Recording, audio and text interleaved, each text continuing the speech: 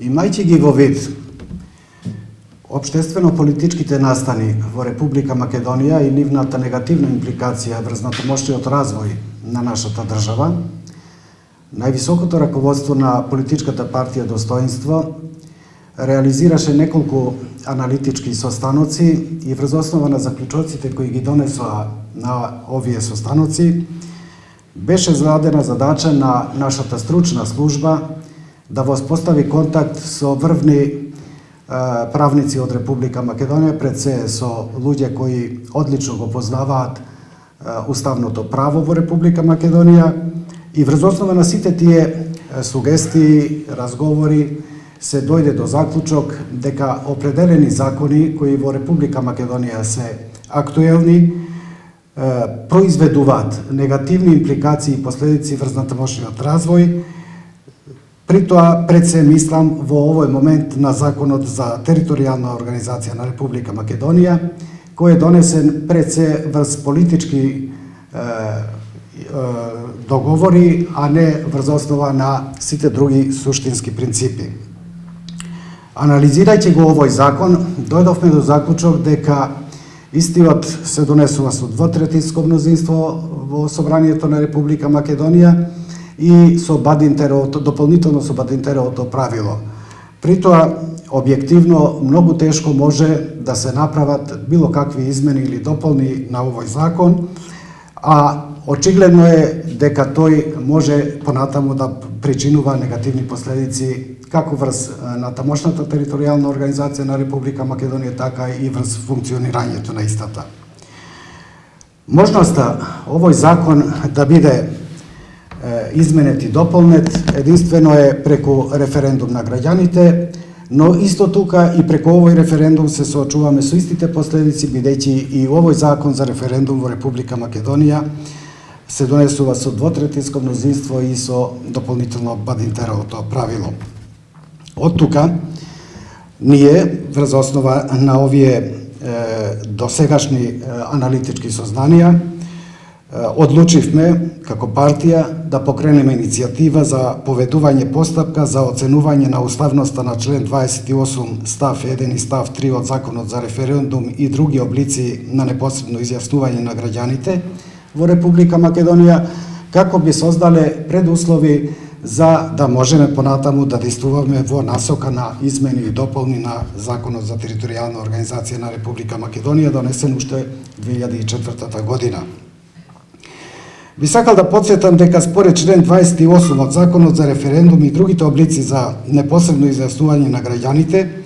референдум на државно ниво не може да се распише за прашања што се однесуваат на буџетот на Република Македонија и завршната сметка на буџетот, за јавните давачки, за резервите на Република Македонија, за прашање на изборите, за именувањата и разрешувањата и за амнестијата. Од друга страна пак, референдум на државно ниво не може да се распише и за прашања за кои собранието одлучува со мнозинство гласови од присутните пратеници, при тоа задржувајќи се и на правилото на Бадентер. И законот, значи, за територијална организација и законот за референдум потпаѓаат под овие ставови и услови. Ние сакаме овие законски одредби да ги ставиме во корелација со Уставот и да докажеме дека се во спротивност со основната одредба на член 2 став 2 од Уставот на Република Македонија, според која граѓаните на Република Македонија власта ја остваруваат преку демократски избрани представници, но и по пат на референдум и други облици на непосредно изјаснување. Оспорените одредби се во спротивност и со член 54 од Уставот,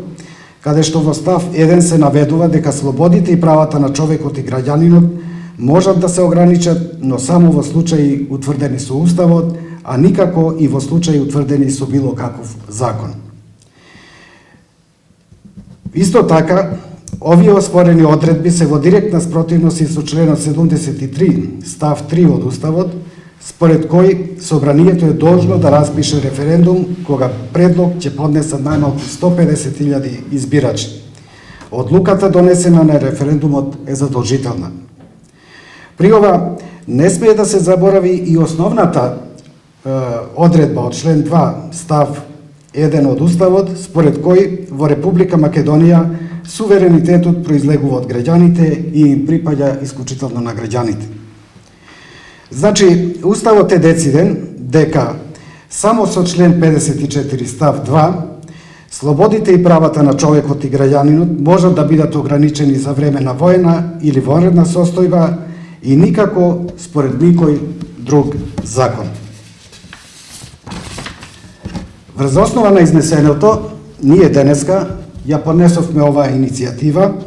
и му предлагаме на Уставниот суд на Република Македонија да поведе постапка за оценување на уставноста на член 28 став 1 и 3 од Законот за референдум и други облици на непосредно изјаснување на граѓаните и истите ставови да ги поништи. Воедно предлагаме Уставниот суд на Република Македонија до донесување на неговата конечна одлука да донесе времена мерка за запирање на извршувањето на актите или действијата од оспорените законски одредби на овој закон за референдум. И како што и на почетокот напоменав, ова ќе биде нашата основа за понатамошно действување во смисла на дополна и измена на законот за територијална организација на Република Македонија, донесен 2004 година.